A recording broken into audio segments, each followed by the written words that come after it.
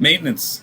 Maintenance on a lobster tank is crucial, and these steps here should be they should be added to your SOPs. Daily, you want to cull through your dead product or your injured product. I didn't talk much about injured lobsters, and forgive me, but after you purge them, especially during new shell or firm season, I know the new term is firm, but it's new shell season. Excuse me. You want to check that lobster for for the strength and the hardiness of it. Give you a hug, tail lifted straight up. You also want to check it to make sure that it has no broken limbs or missing limbs, if a claw broke off, or if a shell is cracked, if one of its crawler legs is broken off. That lobster is bleeding. And especially during firm season, we always like to test them by squeezing the carcass. Well, if you squeeze it too hard and you hear the shell actually crack, well, that lobster is going to bleed. Lobster blood is clear. So you don't want to put that in the tank. You want to make sure that whatever goes in the tank is injury-free and good and strong and healthy. So every day, though, however, you still want to cull through for dead or injured products. So just take an eye shot into your tank, take a look. If you need to get a rake or something, stir them around, make sure they're all moving. If there's anything dead in there, it's decomposing in the water. And lobsters are carnivores. They're going to eat each other. So many of you who have been in the business for years already know that you'll come in one morning and you'll see a lobster that's half eaten. Well, the others had a feast. They had a lobster dinner. So you want to get that lobster out of there because the decomposition of that lobster is releasing protein. If the lobster is injured, it's going to release the blood. Blood is protein, but it's clear. You can't see it. And if lobsters eat, the more they eat, the more waste they excrete. So that's why, you'll hear never feed your lobsters. And if there's something dead in there, get it out right away because you don't want the others to eat it, because the more they eat, the more waste they excrete and the more risk you're at of spiking the ammonia, getting back to what we were talking about before. So every day you want to cull through. Just look through for anything that's dead or injured. Weekly you want to change your filter pad. I don't care what it looks like. Make it a habit to change that filter pad once a week. I'm going to make my screen bigger again so I can show you. These filter pads, we manufacture them here. You're all familiar, you've seen them. Change these once a week, whether they're in a cartridge, in a Stark or a Marineland tank, they'll be in a cartridge or in a tray. In a Lobster Life tank, they're sitting on top of a rain tray. Change that filter pad once a week. You also want to wipe down the interior of your tank for algae control. And I'm going to talk a little bit about algae in a minute. But you want to, when you take this dirty pad out, one side is going to have all the debris on it. The other side will be debris free. It may be brown, but it's going to be debris free. What I recommend is when you change this pad, you want to tri-fold it like a wallet, and then use this pad to wipe down the interior of your tank. Go into the interior of your tank and wipe this down.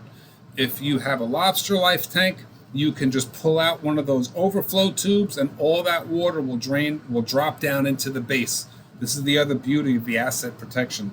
And you can get in with this filter pad and wipe down your tank. You can get into the stubborn areas and the corners where the algae likes to grow, and your hand isn't in 45-degree water getting numb. In other manufacturers like a Stark or a Marineland, you don't have the luxury of dropping all that water into the base. So you have to go put your hand in that water. But in any event, you want to change this pad once a week, regardless of what it looks like. Make it a habit to do it once a week. Every Monday, every Friday, whatever it is. Fold it up, tri-fold, and then get into the tank and wipe it down. Wipe down the stubborn areas. Even if you don't see the algae, you want to wipe down everything within that environment. And the reason being is because, I'm going to minimize myself again. The reason being is because algae is a plant, and plants have roots. Well, algae roots are invisible. They're microscopic. You're not going to see them. They're not invisible. They're just microscopic, and you can't see them, with the naked eye. That algae is going to root, and as Murphy's Law would have it, it always roots in the most difficult areas to get at, be it scratches in the acrylic or in the seams where the acrylic meets. And once it roots, then the plant will start to grow, and that's when you're going to start to see brown algae. And the brown algae is pretty easy. That's a very, very young type of an algae. But when you see green algae, that green algae is seasoned. It's been there for a while, and that's going to be much more stubborn to get off. So whether you see it or not, because you can't see the root, that's why I say go into the tank and wipe it down. Wipe down your tank with these pads, because you're not going to be able to see the algae. But by wiping down your tank once a week, you'll get to the root of the matter, pun intended. You want to kill it at the root, and this way you won't have a disastrous algae all over the front of your glass. We get many calls from stores to come in and do what we call a deep cleaning, because it's just neglected. We're busy out there. You have a lot to do. And some of these steps that we're going over are typically skipped. And they're not cheap service calls. You'll have one of our technicians come into your store to do a deep cleaning. That could be upwards towards a $500 or $600 bill that's being sent to the store. And it's taken a job off of your plate, but it's costing your store that much money, and that's something you could actually be doing on a weekly basis to prevent that unnecessary cost. And I know people have told me before, why are you even telling people not to do that? You're bastardizing your own business. Because I believe in full transparency. I believe in relationships. I believe that it is more important for us to have a relationship than it is for us to make, hundreds and thousands of dollars off the backs of lack of knowledge. So it's better for us to be transparent and honest and try to avoid that service call. Listen, don't worry about the technicians. They're going to have plenty of work, because a lobster tank has mechanical pieces to it, and those mechanical pieces always fail anyway. So we also have a preventative maintenance program where our technicians will come into the store typically every 3 months, and we'll do that routine maintenance, that preventative maintenance. We'll clean the algae off the glass. We'll change your filters. So that's something you may want to consider. This way you don't have to worry about it at store level. However, you still need to do regular maintenance. So weekly, you want to change the filter pad. You want to wipe down the interior of the interior of the tank to control the algae. And then you want to test the water. Test it for ammonia. pH, I wouldn't necessarily worry too much about pH unless you have something other than lobsters in your tank. And you want to check the salinity, because water will evaporate, and especially in the summer months when it's really hot and humid out, that water evaporates, but salt doesn't. So if your water evaporates out, your salt level will slowly start to increase. So it's important to check your salinity, check your ammonia in case you may need to eradicate it somehow or add that bacteria treatment that we talked about earlier. The other thing you want to do is monthly. So best practices, again, set a calendar either in your phone or have a calendar hanging on the wall. Every Monday you want to do your weekly maintenance. You want to change your filter pad and wipe down the interior of the tank once a month, be it the first of the month, the second of the month, or the 30th of the month. It doesn't matter. Once a month, you want to change the activated carbon. We're going to talk a little bit about activated carbon and what it is. Many of you are familiar, or many of you have seen these pillows. These pillows are full of charcoal, because that's what activated carbon is. It's a charcoal. And that word activated is key. So these are full of charcoal. And these are just like the Brita water filters that you have. And there's little cartridges that go in there, and you put the water in and it filters through the cartridge. Inside those cartridges is activated carbon.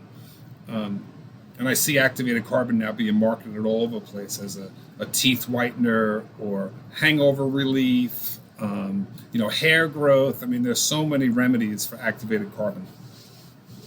But every month you want to change it. Activated carbon are small rocks that are very, very porous.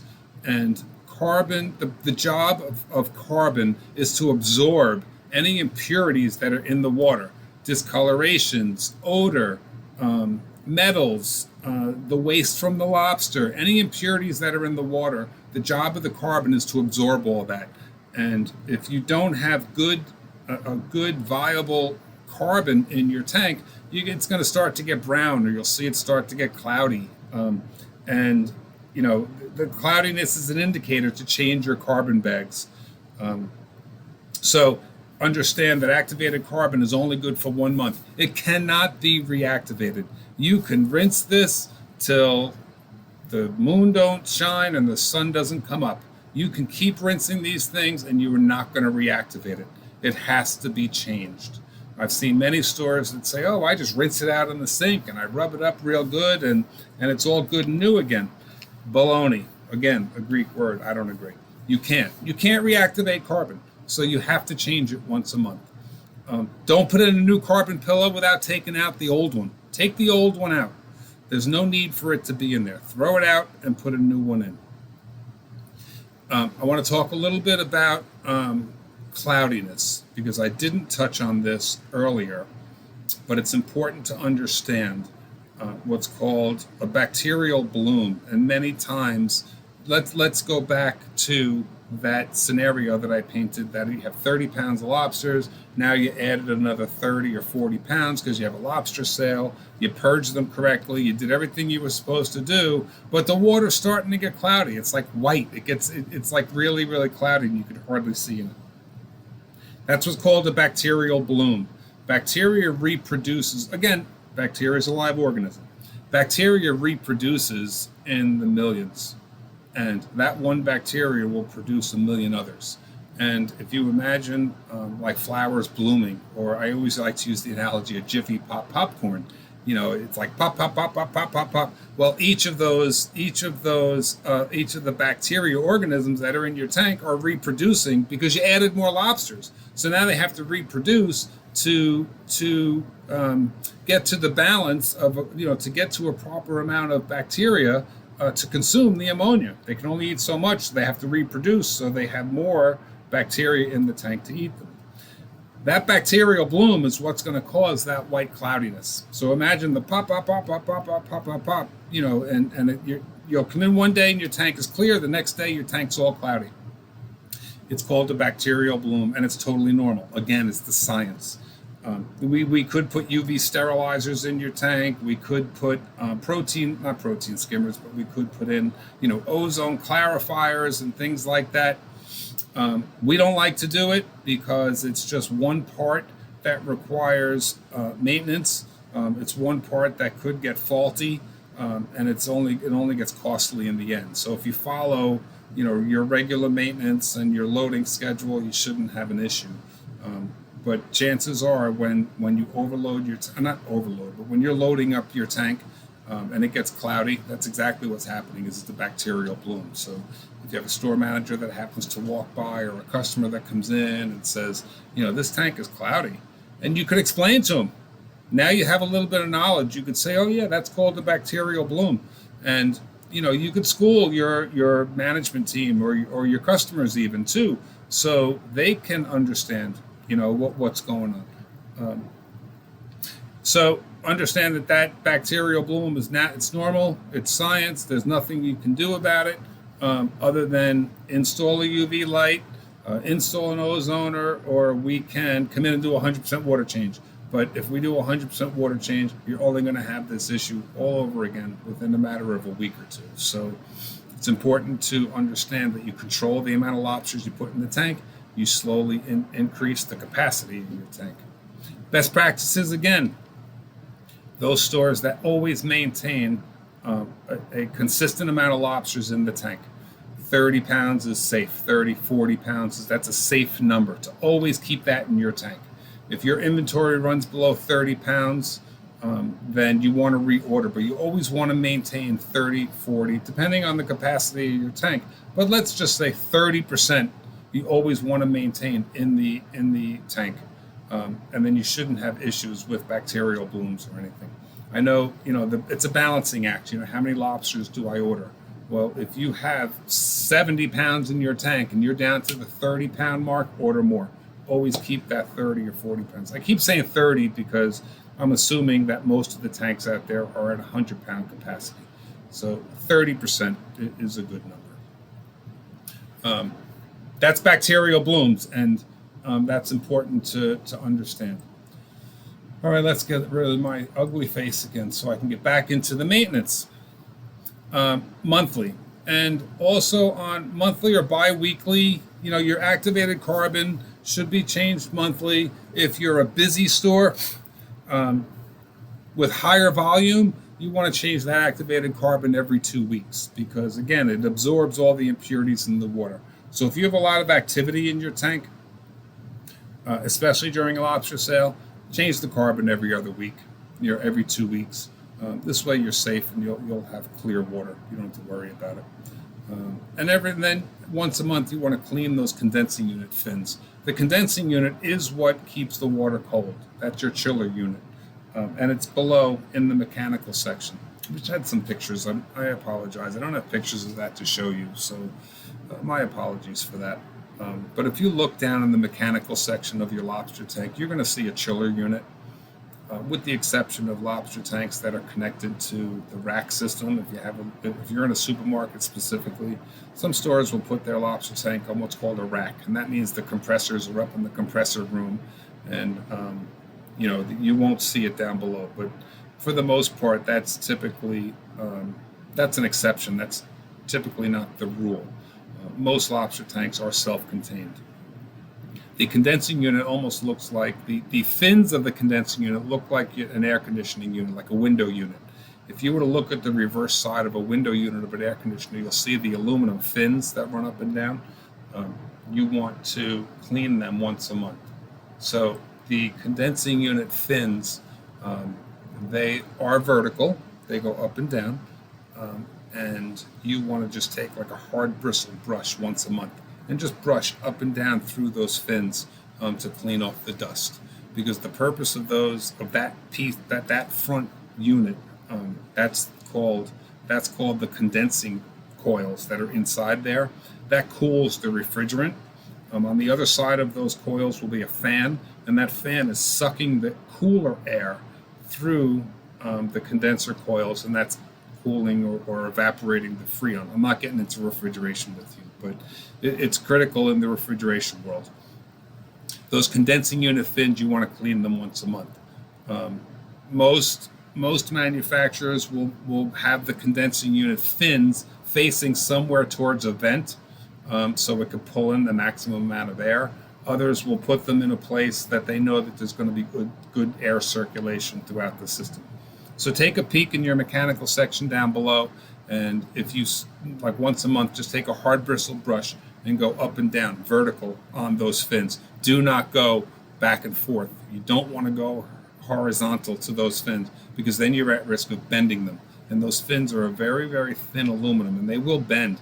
And the more they bend, the less airflow you're going to restrict the airflow, and then you're going to have temperature issues. So a hard bristle brush, a pot brush, toilet brush.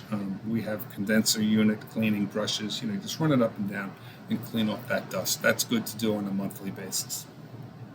If your tank does have a UV light in it, then you want to change that bulb every 6 months. So that's going to be your biannual maintenance. And then annually, you want to if it does have a UV bulb, there's a quartz sleeve, within that UV bulb fixture that needs to be cleaned. And again, we do all this as part of our routine maintenance. So we have that routine maintenance program. It's every 3 months. Our technician will come into the store. Currently, we're servicing over 500 stores on a routine basis. So every 3 months, we're doing approximately 100 to 125 stores. And that's everything we just went through is what my technicians will do on that preventative maintenance, because we will go and inspect the tank and we will prevent service calls going forward. So something to consider.